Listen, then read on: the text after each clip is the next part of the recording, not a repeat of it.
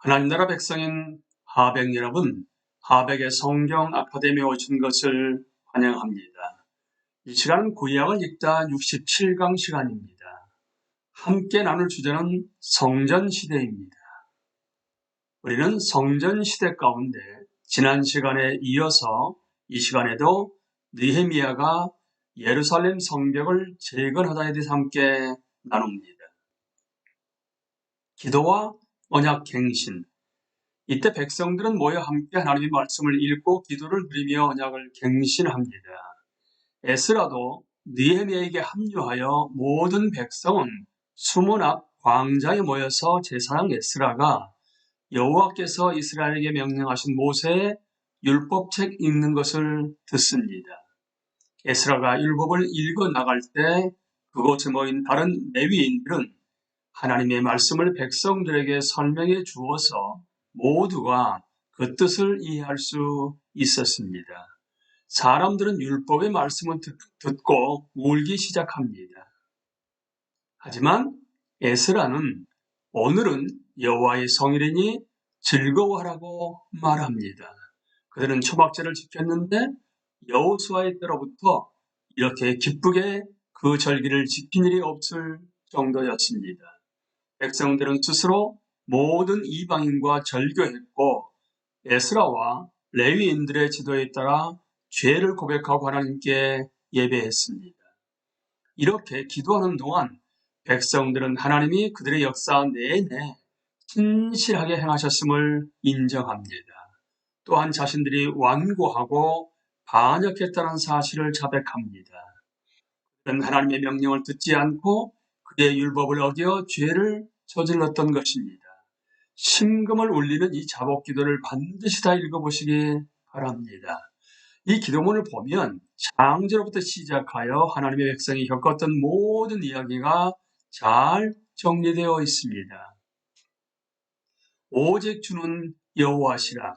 하늘과 하늘들의 하늘과 1월 성신과 땅과 땅 위의 만물과 바다와 그 가운데 모든 것을 지으시고 다 보존하시오니 모든 천군이 주께 경배하나이다.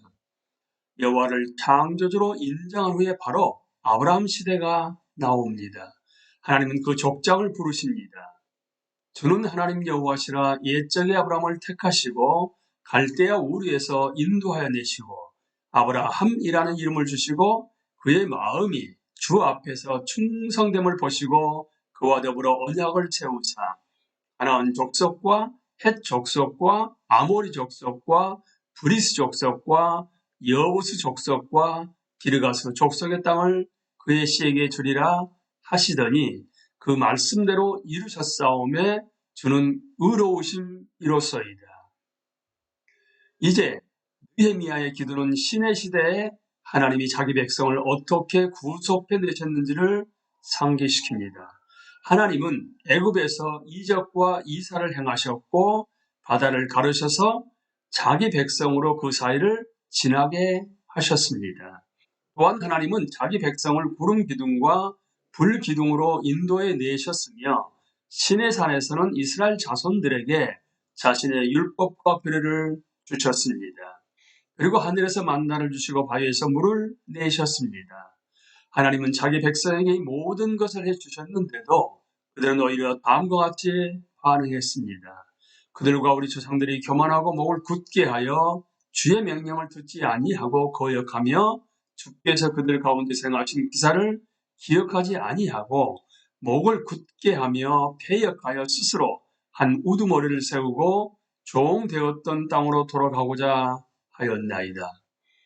이 백성들이 반역을 저지르는데도 하나님은 은혜와 긍휼로 그들을 대하셨습니다. 그러나 주께서는 용서하시는 하나님이시라 은혜로우시며 긍휼히 여기시며 더디 노하시며 인자가 풍부하심으로 그들을 버리지 아니하셨나이다. 이스라엘 자손이 금송아지를 만들고 그것에 예배했지만 하나님은 크신 긍휼로서 그들을 버리지 않으셨습니다. 하나님은 자기 백성을 약속의 땅으로 인도해 내시지만 그들은 순종하지 아니하고 주를 거역하며 주의 율법을 등지고 주께로 돌아오기를 권면하는 선지자들을 죽여 주를 심히 모독하였나이다. 하나님은 그들을 원수의 손에 넘기셨지만 그들의 고통 가운데 하나님께 부르짖자 그들의 기도를 들으시고 구원하십니다. 여러 번 주의 긍휼로 건져내시고 다시 주의 율법을 복종하게 하시려고 그들에게 경계하셨으나 그들이 교만하여 사람이 준행하면 그 가운데에서 삶을 얻는 주의 계명을 듣지 아니하며 주의 규례를 범하여 고집하는 어깨를 내밀며 목을 굳게 하여 듣지 아니하였나이다. 이스라엘 이야기는 왕정 시대까지 이어집니다. 아직 하나님은 선지자를 통해 자기 백성을 책망하시지만 그들은 듣지 않습니다. 하지만 하나님은 크신 긍휼로 그들을 멸하지 아니하시며 버리지도 않으십니다. 왜냐하면 하나님은 은혜로우시고 불쌍히 여기시는 하나님이시기 때문입니다. 이 기도 전반에 흐르는 주제는 하나님은 은혜로우시고 백성을 불쌍히 여기시는 데 비해 그 백성은 계속해서 하나님의 목소리를 듣지 않는다는 것입니다. 그리고 하나님은 참으로 의로우시지만 그의 백성은 하나님의 율법을 따르지 못했다고 고백하는 내용으로 기도는 마무리됩니다. 우리가 당한 모든 일에 주는 공의로우시니 우리는 악을 행하였사오나 주께서는 진실하게 행하셨음이니이다.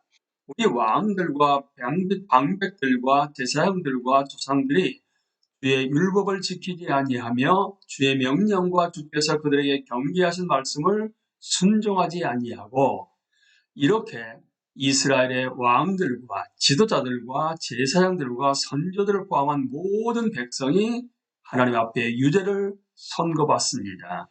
그렇게 해서 우리는 하나님은 공의로우시지만 그 백성은 공의롭지 못했다는 엄중한 사실에 직면합니다. 구약 이야기는 결국 우리를 이곳으로 인도합니다. 이스라엘의 미래는 공의로우시고 거룩하신 하나님 손에 놓여 있습니다.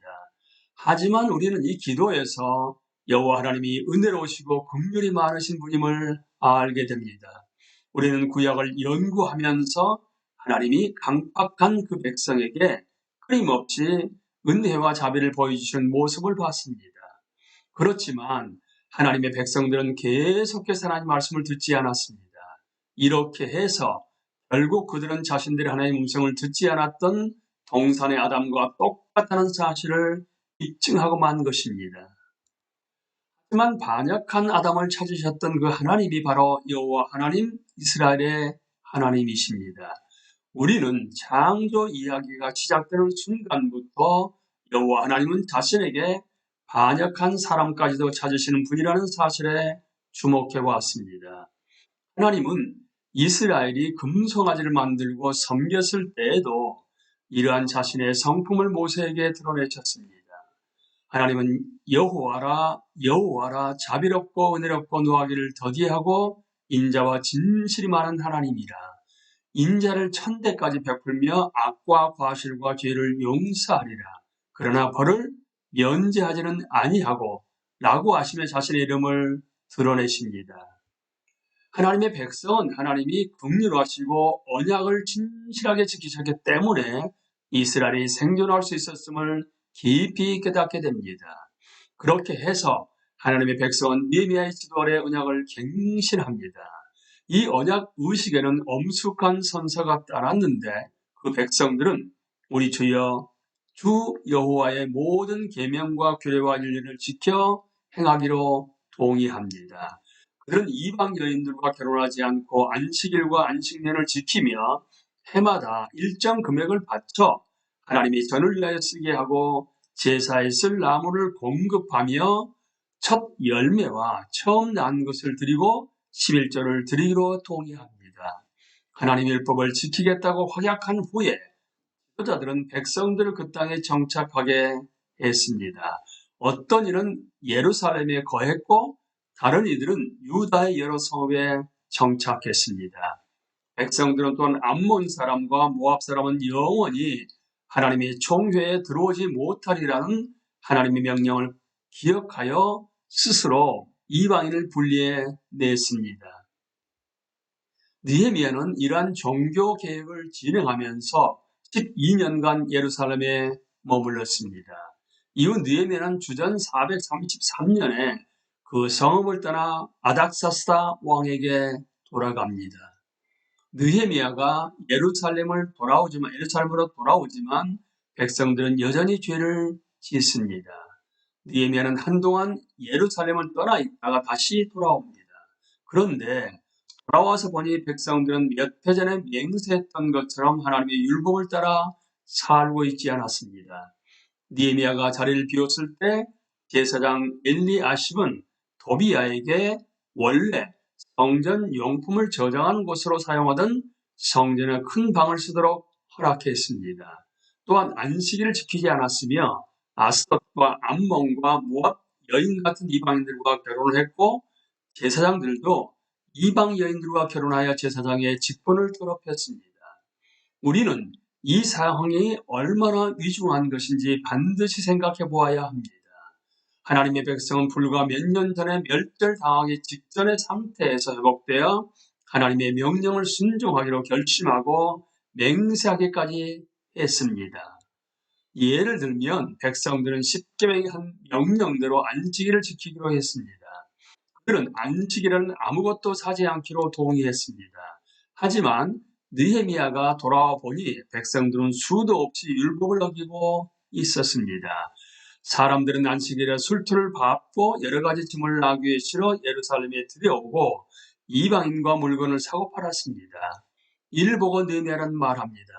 내가 유다의 모든 귀인들을 꾸짖어 그들에게 이르기를 너희가 어찌 이 악을 행하여 안식일을 범하느냐. 너희 조상들이 이같이 행하지 아니하느냐? 그래서 우리 하나님이 이 모든 재앙을 우리와 이 성읍에 내리신 것이 아니냐? 그럼에도 불구하고 너희가 안식일을 범하여 진노가 이스라엘에게 더욱 심하게 임하도록 하는도다. 하나님은 이미 시내산에서 이스라엘 자손에게 안식일은 쉼을 위해 구분된 날이기 때문에 그날에는 일하지 말라고 명령하셨습니다. 안식일을 더럽히는 죄는 죽음에 해당한다는 사실을 명심해야 합니다.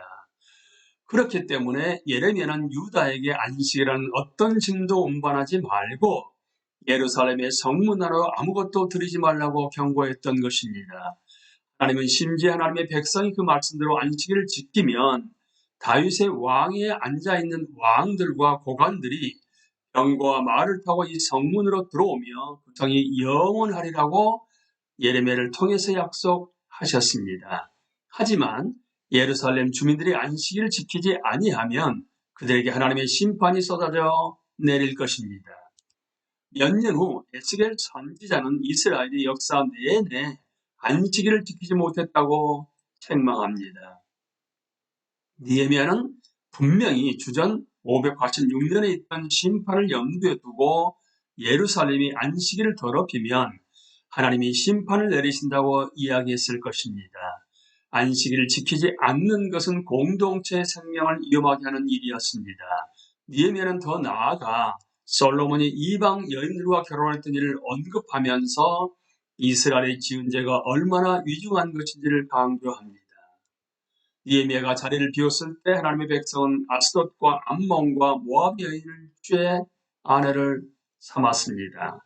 이방 여인과의 결혼 문제에 대해서 가르쳤던 것이 불과 몇 년 전이라는 점을 고려하면 에스라와 느헤미야가 일으킨 개혁 움직임은 지속적인 영향력을 미치지 못했다고 말할 수 있습니다. 암몬과 모압의 여인들과 결혼한 것은 특히 가증한 일로 여겨졌습니다. 왜냐하면 하나님은 그 두 민족이 거룩한 총회의 일원이 되는 것을 금하셨기 때문입니다. 느헤미야는 이 여인들과 결혼한 자들을 저주합니다. 느헤미야는 그들을 때리고 머리털을 뽑으며 그들에게 그들의 아들과 딸은 이 이방인들의 자녀와 결혼시키지 않겠다고 맹세하게 만듭니다. 그리고 느헤미야는 솔로몬 왕을 언급하면서 그 위대한 왕도 이방 여인들 때문에 범죄하게 되었다고 말합니다. 그러면서 느헤미야는 말합니다. 너희가 이방 여인을 아내로 맞아 이 모든 큰 악을 행하여 우리 하나님께 범죄하는 것을 우리가 어찌 용납하겠느냐. 느헤미야는 심지어 대제사장 가문 출신 한 제사장이 이방 여인과 결혼하여 제사장 직분을 더럽혔음을 언급합니다. 느헤미야서는 예루살렘 성벽을 재건하고 봉헌한 일, 에스라가 율법을 백성 앞에서 낭독한 일, 백성이 기도하며 언약을 갱신한 일 등 구약 성경의 마지막 시대에 있던 여러 가지 좋았던 일들을 다룹니다. 하지만 이 책의 결말은 실망스럽기 그지없습니다. 하나님의 백성이 계속해서 도덕적으로 실패하면서 예전에 거둔 모든 성공은 그 빛이 바라기 때문입니다. 우리는 다시 한번 모세 언약을 갱신하는 것으로는 사람의 마음에 대한 해결책이 될 수 없다는 점을 깨닫게 됩니다. 또한 하나님의 율법을 청종하겠다는 이스라엘의 약속도 절대 해결책이 될 수 없습니다. 사도 바울이 자신에 대해서 한 말은 이스라엘에게도 사실이기 때문입니다. 즉 선한 일을 하려는 원함은 있지만 선을 행하는 것은 없다는 것입니다.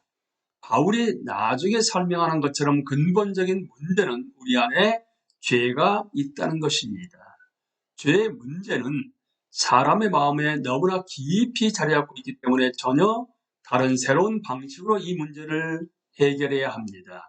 그렇지 않으면 절대로 지속적인 변화는 일어날 수가 없습니다. 앞으로 연구를 계속하면 알겠지만 하나님이 죄악된 사람의 마음에 대해 주신 해결책은 죄 없으신 하나님의 아들 예수 그리스도의 삶에서 볼 것입니다. 예수님의 순종은 사람이 순종한 것으로 인정받습니다.